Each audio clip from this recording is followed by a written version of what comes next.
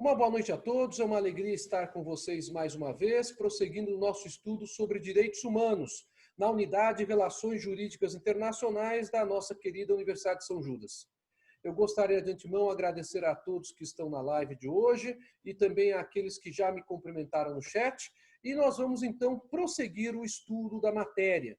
Na última oportunidade, nós conversamos que a construção dos direitos humanos como teoria tem como base o contraste e esse contraste dentro de uma historicidade entre a justificativa teocêntrica do que é o homem e para que serve o homem e de uma justificativa científica, o que é o homem e para que serve o homem. Realmente o conceito ontológico e o conceito axiológico precisam andar de mãos dadas para a construção de normas de convivência social aptas a assegurar a chamada proteção da dignidade da pessoa humana. Para tanto, vimos que o pensamento axial é o pensamento que encerra um período que é denominado por Karl Jaspers como o período de maior profundidade de estudo da ideia do que é o ser humano e do valor que o ser humano tem na sociedade e perante o mundo ou a sociedade em que ele convive. E por conta disso, discutimos esse pensamento axial apontado por Karl Jaspers, que corresponde aproximadamente ao período do século VIII a.C. até o século II a.C. E aí falamos sobre os principais pensadores, sem prejuízo de nenhum outro nome que também possa ser lembrado nesse sentido. Pensadores orientais, pensadores bíblicos, pensadores ocidentais, que construíram essa ideia de o que é o homem e qual é o valor do ser humano. Após isso, falamos sobre os chamados pensadores pós-axiais, com ênfase para os dois que são responsáveis pelas duas grandes religiões monoteístas da humanidade, Jesus Cristo e Maomé. E enfatizamos também as características da ideia de direitos humanos nessas pessoas, nesses personagens. Após isso, destacamos, por fim, que a ideia da definição de pessoa é uma ideia que está em constante modificação, em constante evolução, e que, lembrando o pensamento kantiano e depois lembrando o pensamento dos existencialistas do final do século XIX e do início do século XX, como Martin Heidegger, como Albert Einstein e Jean-Paul Sartre, nós temos a ideia que se torna comum e que ninguém discute, que a igualdade é algo que existe como ponto de partida na discussão dos direitos humanos, porque todo ser humano, independentemente de sua origem socioeconômica ou cultural, é, em essência, igual. Essa característica é que gera a chamada evolução dos direitos humanos. Pois bem, nós temos no ciclo do direito internacional público, isso vocês viram tanto comigo como com o professor Kim nas nossas aulas, a chamada Sociedade Internacional Contemporânea, que se inicia fundamentalmente no final da Segunda Guerra Mundial, quando 40 estados dessa sociedade internacional decidem constituir uma nova organização internacional que superasse os problemas que a Société des Nations, Liga das Nações, teve por não conseguir impedir a Segunda Guerra Mundial. Eu me refiro à Organização das Nações Unidas, que foi constituída 4 meses antes, aproximadamente, do final da Segunda Guerra Mundial, e que passou a ganhar muita força no ano seguinte, e que em 1948 editou o documento que é o grande marco distintivo do ponto de vista didático-pedagógico entre a sociedade internacional anterior e a nossa sociedade internacional contemporânea, que é a Declaração de Direitos Humanos da ONU de 1948. Curiosamente, as declarações e os tratados internacionais, eles influenciam demais o chamado constitucionalismo contemporâneo. Então, o primeiro ponto importante da nossa aula de hoje é entendermos que o constitucionalismo contemporâneo ele tem uma forte influência do processo de internalização de tratados internacionais. Esse processo de internalização de tratados internacionais, conforme vocês viram com o professor Kim nas aulas sobre tratados, ele envolve fundamentalmente para nós no Brasil 2 artigos. O primeiro artigo, que é o artigo 49 da Constituição, que em seu inciso primeiro relata, perdoe-me, primeiro ou segundo, relata que o Brasil, ele, para dar vigência interna a um tratado internacional, ele precisa recepcioná-lo. E que esta recepção, ela funciona mediante a aprovação pelas 2 casas do Parlamento brasileiro, pela Câmara dos Deputados e pelo Senado Federal. E que nesta vigência, os tratados internacionais são recepcionados formalmente como decretos legislativos, muito embora eles tenham, na hierarquia do sistema jurídico brasileiro, a força de leis ordinárias. O professor Kim também falou com vocês sobre um dado que eu preciso ressaltar aqui por conta do ciclo dos direitos humanos, que, tratando-se de tratados internacionais que tenham por objeto direitos humanos, é possível que esses tratados sejam recepcionados como emenda constitucional, o que dá a esses tratados um status, um upgrade hierárquico em detrimento daquela ideia do artigo 49. Isto ocorre por força do que dispõe o artigo 5º da nossa Constituição, que em seu parágrafo 2º, em seu parágrafo 3º, trabalha com esta ideia. Mas para receber um tratado internacional de direitos humanos com a força de emenda à Constituição, é necessário que o Congresso Nacional aprove esse tratado em 2 sessões com pelo menos 3/5 de quórum de aprovação. Se o tratado não for aprovado com este quórum qualificado de 3/5 no mínimo em 2 sessões, ele será recebido, se ele for aprovado por maioria simples, mas será recebido como decreto legislativo, ou seja, como lei ordinária. Então, percebam vocês a força que existe quanto a um tratado internacional sobre direitos humanos para a nossa Constituição. Há uma diferença de tratamento que existe desde 2010 a respeito da matéria. A respeito da matéria. E o artigo 5º da Constituição, então, acaba outorgando a possibilidade de tratados de direitos humanos serem recebidos como emenda constitucional. Com relação a isso, eu gostaria de perguntar se há alguma questão, tendo em vista que o professor Kim já tratou a respeito desse assunto, mas que eu precisava agora passar por ele para seguir no nosso estudo da matéria. Nenhuma dúvida?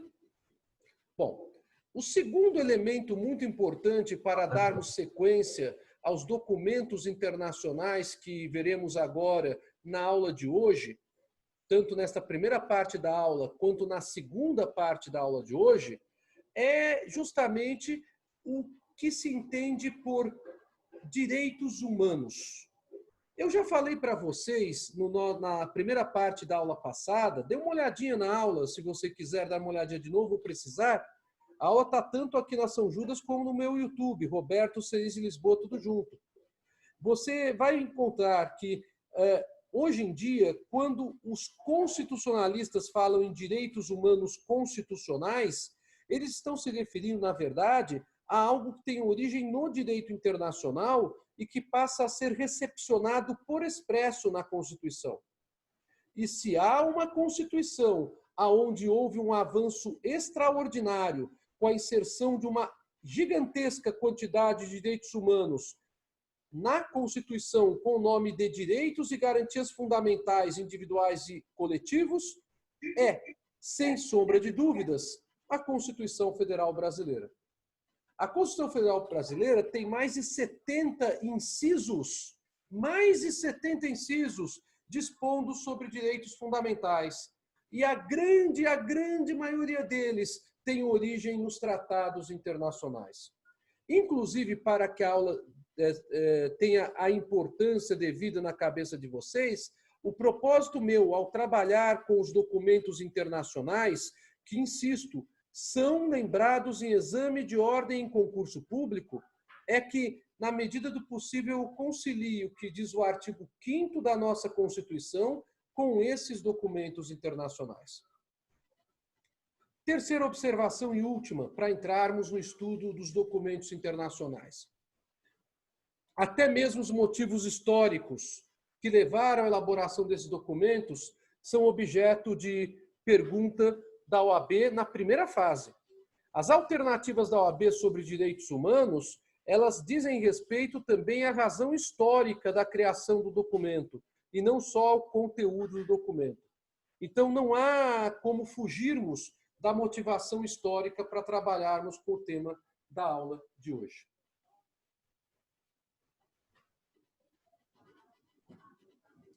Bem, diante disso, vamos lá. Eu vou agora começar a compartilhar com vocês o PowerPoint da primeira parte da aula de hoje. Vamos lá, espero que você goste. E qualquer coisa, basta fazer a pergunta no chat ou no áudio.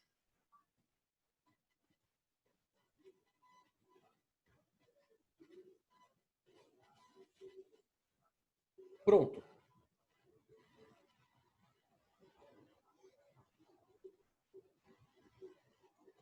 Eu já dividi, por isso eu entrei por...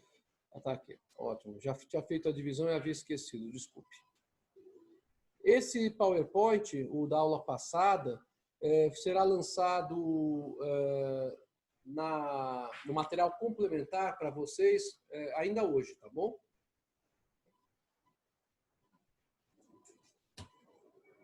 Uai. Não está aparecendo a setinha aqui? Peraí, desculpe, gente. Estou com um problema aqui.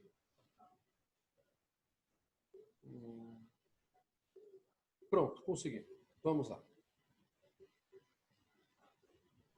A primeira pergunta que nós temos que fazer, a partir do instante em que nós temos uma definição que eu trouxe para vocês na aula passada sobre pessoa, dizendo que o que nos une como seres humanos é a ideia de igualdade na essência, é quando se inicia essa ideia de igualdade na essência. Então, eu trago aqui para vocês 2 documentos internacionais extremamente importantes e que estão em vigor, dos quais o Brasil é signatário. O primeiro deles é a Convenção Americana sobre Direitos Humanos de San José da Costa Rica, de 22 de novembro de 1969.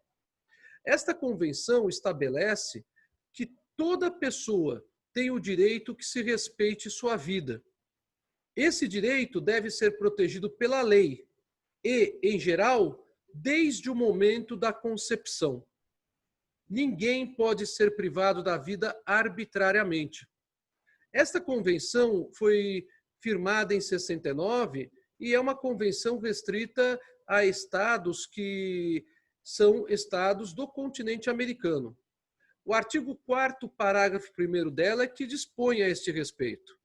Percebam vocês que a Convenção Interamericana, ela dispõe sobre a proteção desde a concepção. Ou seja, se estabelece uma regra segundo a qual os direitos do nascituro são reconhecidos pela sociedade americana, América do Norte, América Central e América do Sul, como objeto de proteção. Aí alguém pode aqui perguntar, mas Senise, e os países onde o aborto é admitido? Por exemplo, há estados norte-americanos que admitem o aborto. Há outros estados que não admitem.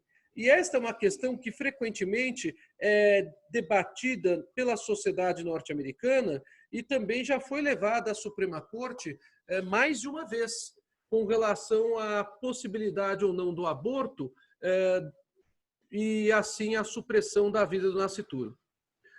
A questão toda se prende ao fato de que nós temos o Tratado Internacional que estabelece os direitos do nascituro desde a concepção.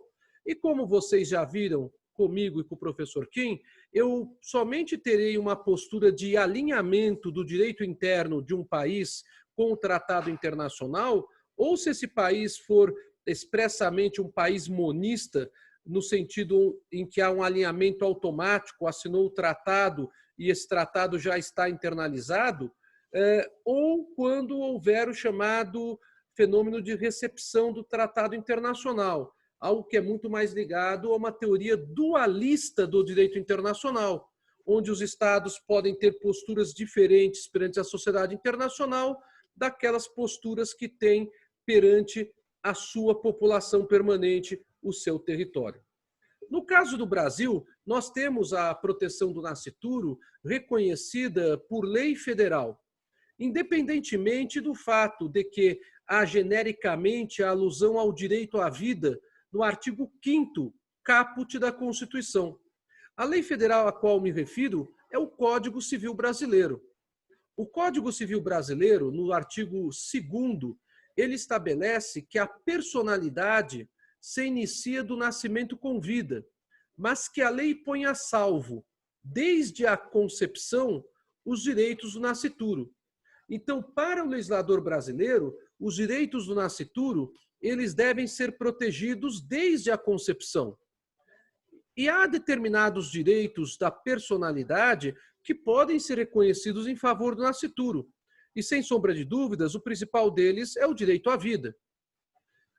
Claro, o próprio sistema jurídico brasileiro, ele não estabelece um direito absoluto sem nenhuma exceção.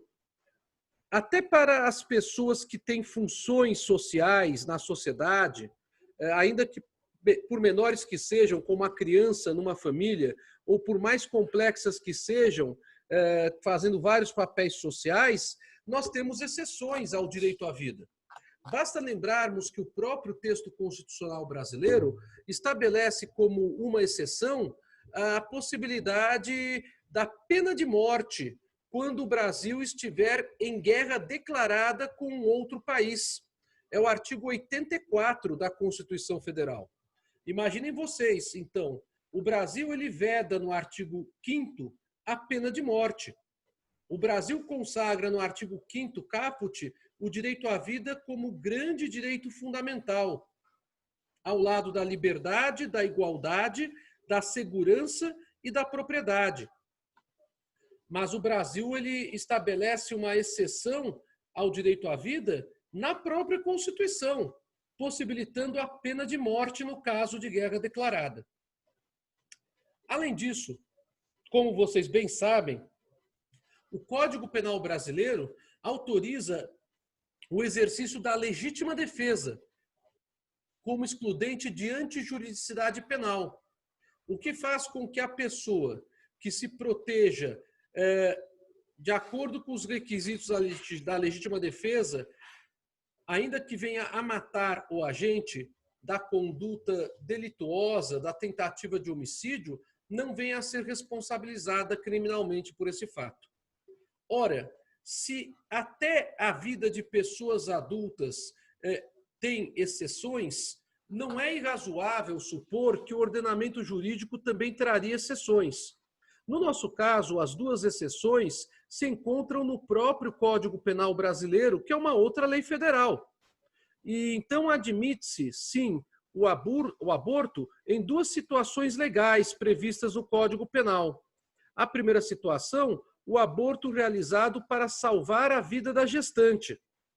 Então, o legislador brasileiro prefere proteger a vida da gestante do que proteger a vida do nascituro nesta situação, onde há colidência de interesses entre a gestante e o nascituro. E a segunda possibilidade, quando o produto da concepção é resultante de estupro, justamente por conta de problema relacionado ao próprio sentido de dignidade da pessoa humana que a gestante tem direito a ser protegido. E o trauma que é causado por práticas de abuso sexual e de estupro é um trauma gigantesco sobre as pessoas. Então, nada mais do que natural do que se prever também essa exclusão de criminalização do aborto. Além disso, o Supremo Tribunal Federal Brasileiro, reconhecendo a evolução da tecnologia e da medicina, concluiu que é possível o aborto quando há um problema ligado à anencefalia. Isto quer dizer, com relação à má formação ou formação incompleta do sistema neurosensorial do nascituro. Porque, neste caso, o nascituro, mesmo que nasça com vida, ele terá poucos dias, semanas, no máximo 3 ou 4 meses, geralmente é o que ocorre, e morrerá. Isso causa um impacto muito grande de sofrimento à própria gestante, depois mãe, e ao próprio pai, porque eles teriam que acompanhar esta situação toda até a morte do nascituro, que nasceu vivo, então, até a morte da criança, né? Então, o Supremo Tribunal Federal achou por bem considerar possível também o aborto neste caso. Mas percebam que a proteção do nascituro acaba sendo a regra no sistema jurídico brasileiro, à semelhança do que ocorre na Convenção Interamericana de Direitos Humanos de 69 de San José da Costa Rica. Prosseguindo ainda com relação a este tema, nós temos uma outra declaração universal bastante importante que não pode ser esquecida, que é a Declaração Universal sobre o Genoma Humano e os Direitos Humanos. Essa Declaração Universal, ela foi firmada na Unesco em 16 de novembro de 1999. Apenas lembrando que a Unesco é um órgão ligado à Organização das Nações Unidas. Segundo esta Declaração Universal, o genoma humano constitui a base da unidade fundamental de todos os membros da família humana, bem como de sua inerente dignidade e diversidade.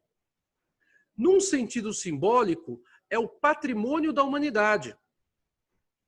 A este propósito, o artigo 1º da Declaração estabelece a proibição de práticas contrárias à dignidade humana, como a clonagem de seres humanos.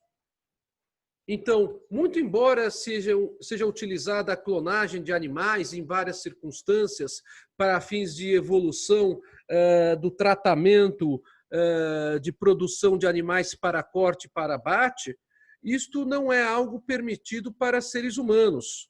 Então, o artigo 11 ele proíbe a clonagem. E toda prática que é considerada contrária à dignidade humana deve ser coibida, é o que diz a Declaração Universal. Por que é tão importante a Declaração Universal sobre o Genoma Humano?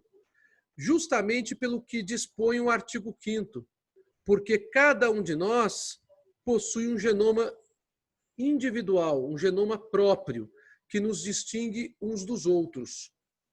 Ainda que tenhamos várias ancestralidades em comum, demonstradas pela evolução da tecnologia, aonde se demonstra então que a chamada pureza racial tão propagada por regimes totalitaristas do século XX, como o nazismo, é algo realmente bastante discutível e polêmico, porque todos nós temos uma miscigenação maior ou menor de acordo com aquilo que a engenharia genética vem demonstrando nos últimos anos, nas últimas décadas.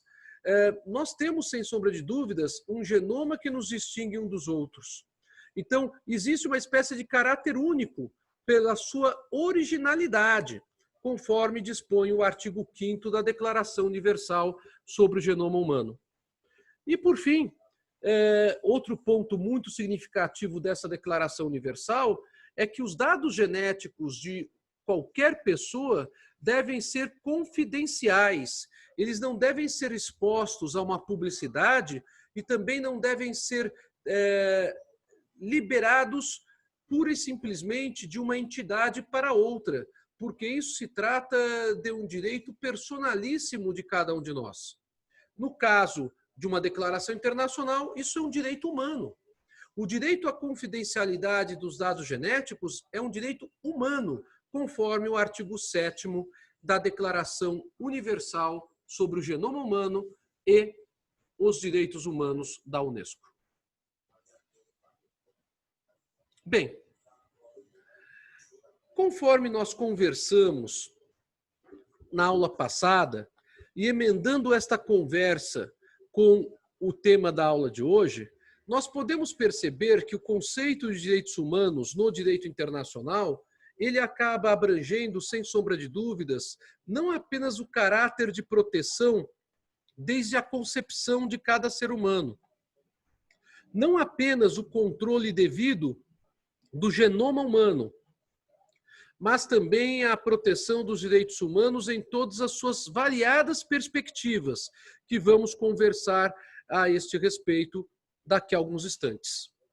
Por outro lado, também existe uma forte proteção dos direitos humanos com um braço, por assim dizer, do direito internacional que nasce originariamente do problema da guerra.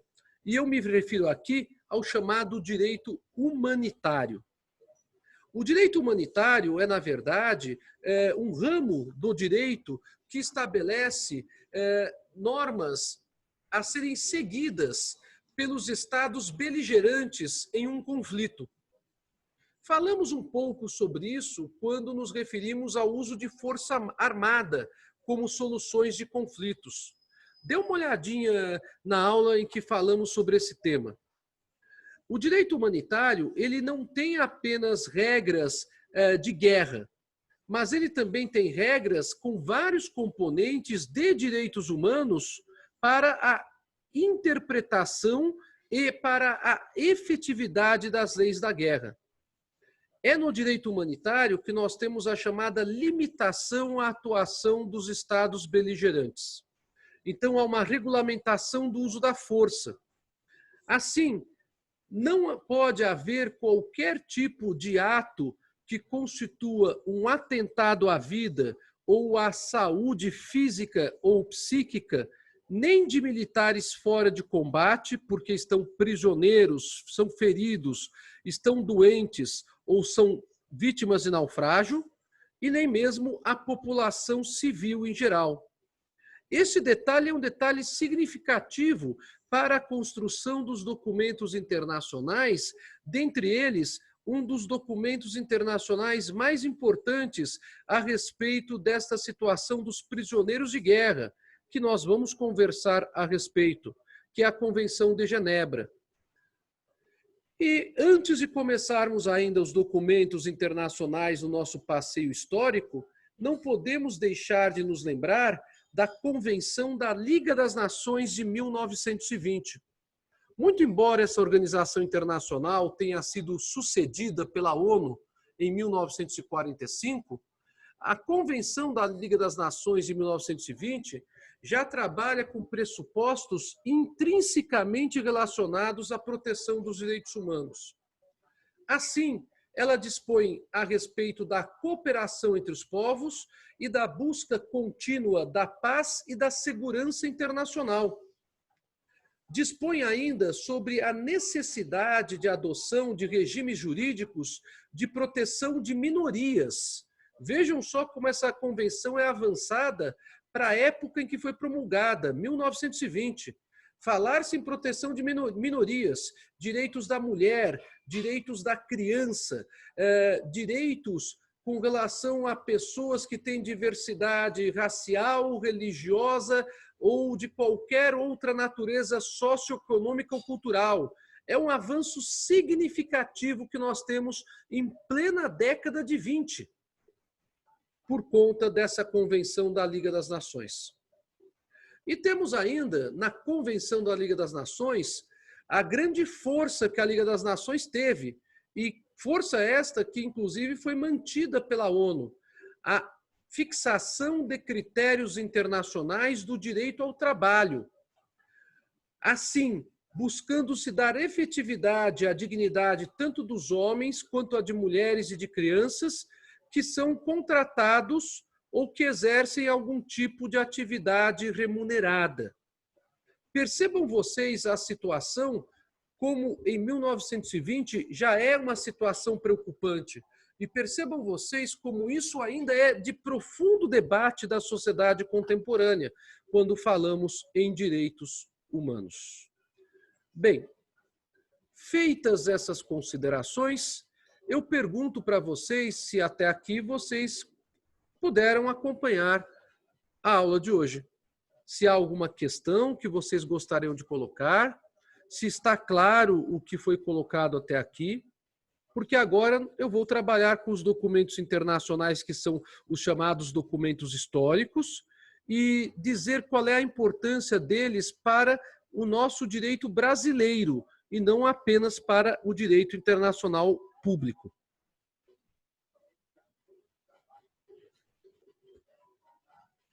Deu para acompanhar? Ótimo. Tudo certo. Perfeito. Bom, então eu pergunto para vocês se vocês preferem dar o intervalo agora, para que nós tenhamos a sequência dos documentos históricos, que aí fica separado direitinho até por aula, né? Ou se vocês preferem que eu já inicie os documentos históricos. Que em virtude do horário e em virtude da sequência, me parece mais lógico a gente dar um intervalinho, o nosso intervalinho normal de 15 minutos.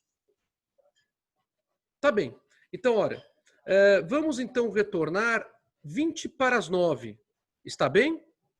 20 para as 9 retornamos e vamos aí entrar na parte histórica, fazendo aquele comparativo que é importantíssimo, volto a ressaltar, com o que temos na nossa Constituição. Porque, lembrando, esses documentos que eu vou passar para vocês já foram objeto de exame de ordem e caem também em concurso público. Então, pessoal, até já. 20 para as 9, hein?